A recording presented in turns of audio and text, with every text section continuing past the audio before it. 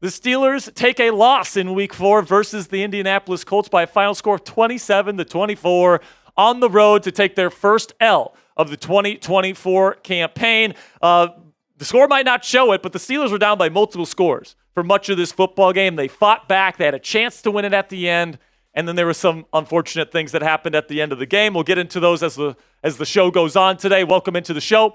I'm your host, Jack Sperry. So listen, man, not the best start for the Steelers in this football game. You start out with just 3 points in the first half, and that final field goal came literally the final play of the first half. So the offense had a tough time getting going. The Steelers gave up 17 points in the first half, which obviously isn't to the standard that this defense set in the first 3 games of the year. But Shane Steichen really had a great plan to start this football game. They executed it very well. Anthony Richardson had some nice throws. And then Joe Flacco came in and made some nice throws as well, and they converted on third downs. Injuries today. Nick Herbig left with an ankle, but he came back, so it seems like he's going to be fine. James Daniels with an ankle did not return. We'll see if we get any updates on him throughout the week. And then Cordero Patterson, who had a really good stretch. He had a drive where he was picking up 8-9 yards every time he touched the football. He also left later that drive with an ankle injury, so hopefully he's all right. So we look at the takeaways here from this Week 1 loss, or Week 4 loss, I should say, the first loss of the season. It was a rough ending. I mean, for the team to fight as much as they did, going all the way down there and, having a chance to win the game at the end. I mean, I think a lot of Steelers fans would have done anything to have a chance to win the game at the end with as much time as they had.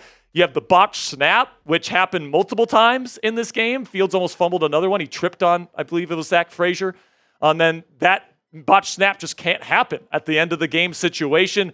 Whatever Frazier and Fields need to do this season to figure it out, they need to figure it out because it's a huge problem, and it likely cost the Steelers the football game today. But not only that, but then the next play, Fields throws it down the field to George Pickens. Pretty clear contact, in my opinion, from the corner. No call for DPI. I think we might be talking about a different outcome in this football game if that goes the other way. And then on fourth down, he runs, and then, they don't call timeout to get into the right play on fourth down.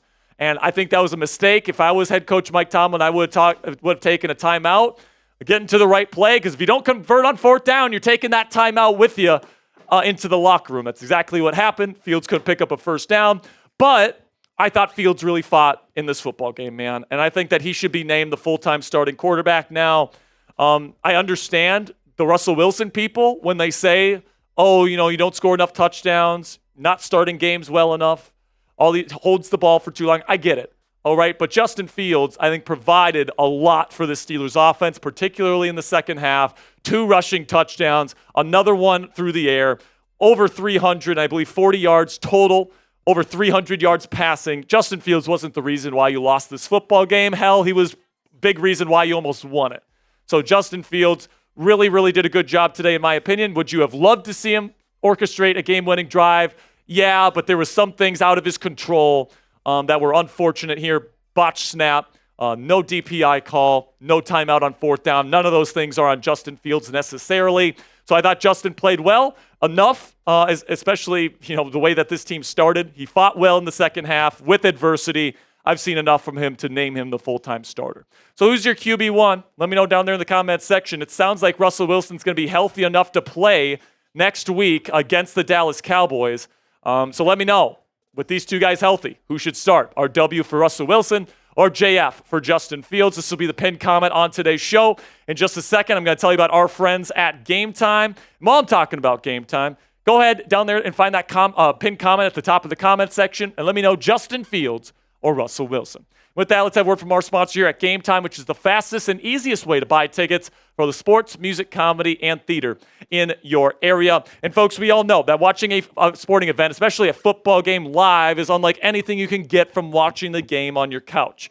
Game Time Picks is a brand new feature on the Game Time app, which filters out the fluff to show you only incredible deals on great seats so you don't have to waste time searching through thousands of tickets. So, hey, man, if you want to go see Sunday Night Football, primetime debut for the Steelers this year at home versus the Cowboys next week, they got some great deals on Game Time using Game Time Picks. All you have to do is go into the Game Time app.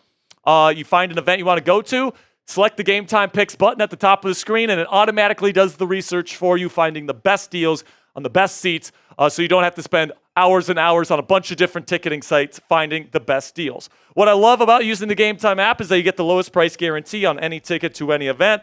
All-in pricing so you don't get slapped with crazy fees at checkout, and flash deals so you can get even cheaper tickets the closer you wait to game time. Take the S work out of buying tickets with Game Time today. Download the Game Time app, create an account, and use code CHATSPORTS for $20 off your first purchase. Terms apply. Again, create an account and redeem code CHATSPORTS for $20 off. Download Game Time today. What time is it? It's game time. Third takeaway in this loss here in Week 4 is that you obviously need to start games better. Okay, last week against the Chargers, you give up an early touchdown to Justin Herbert and the Chargers.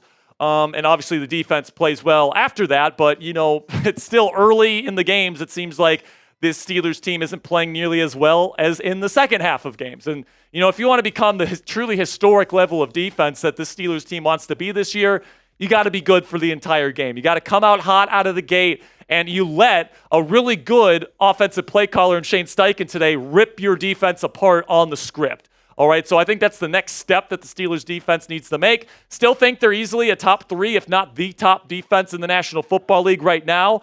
But you got to start games better than offensively. The one knock you can have on Fields right now is this offense just isn't very good on the script early in games, and part of that's on Arthur Smith, part of that's on the receivers. Of course, Fields doesn't take all the blame for that. But if you want to put something on the Steelers offense right now, is you got to start games better. They didn't do it against the Chargers. They didn't do it today against the Colts. You got to have a better plan coming into these football games if you're Arthur Smith. Then we get to Indianapolis here, man. And listen, I know everybody's saying that, the Colts suck. And, the Steelers lost a game that they should have lost to today. And listen, man, I'm not saying the Steelers shouldn't have won today. But, tip your cap to the Indianapolis Colts and to Shane Steichen in particular, their head coach. He's a top 5 offensive play caller in football. He's absolutely awesome. And he dialed shit up all day long for Joe Flacco and Anthony Richardson, and they executed. The run game was going for a good portion of the game as well. The offensive line held up against this really good Steelers pass rush. I think the Steelers maybe needed to blitz a little bit more today than they actually ended up doing because this offensive line balled out. Michael Pittman, Josh Downs played really well for the Colts. And then on defense, they had backups on the field. They were still extremely well coached by Gus Bradley today. They were flying all over the place. They played disciplined football. You got to tip your cap to Indianapolis for, in general, playing a very good game. They were well coached. They were disciplined. And at the end of the day, man, it's hard to win against well-coached teams on the road in the National Football League, and we saw that today. Make sure you guys click that subscribe button if you haven't already. Really do appreciate your guys' support. Today we added almost 1,000 subscribers since the beginning of the day, so help us get to 62,000 here. We passed the 61,000 mile mark or 1,000 subscriber mark today. Help us get to 62,000 by clicking that subscribe button for daily and free in-depth Steelers coverage. Final takeaway here is I'm so proud of the Steelers for the way they fought today. I'm not proud of them for the way they showed up. All right, I want to make that clear. That's why one of the takeaways is you need to start games better. But most teams, when they go down 3 scores, they give up, or they completely put it in the bag, or they start throwing a bunch of turnovers and all this different stuff. That's not what the Steelers did today. They stayed focused, they stayed locked in, and they fought their asses off, man. If there's anything you can say about the Steelers team today is on both sides of the ball. Before that final drive on offense for Pittsburgh, they had 3 straight offensive touchdown drives where it was methodical. Fields was making plays on 3rd down. And, they just kept themselves alive, and that's what you get with Mike Tomlin.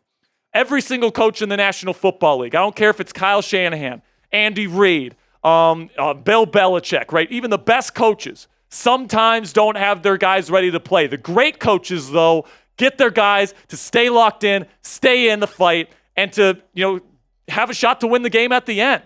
If I would have offered any Steelers fan when they were down 17-0 a chance to win the game at the end of the game with 2.5 minutes left to go, everybody would have taken it. And by the way, everybody that I would have offered a 3-1 start to the season to this season in Steelers Nation would have taken that as well. So my final takeaway here, man, is that the Pittsburgh Steelers, they fought today. As far as losses go, it's certainly disappointing, but I'm still very optimistic, and I still feel very good about the Steelers' chances of winning double-digit games and being a playoff team here in 2024. So grade the Steelers' performance today, A, B, C, D, or F.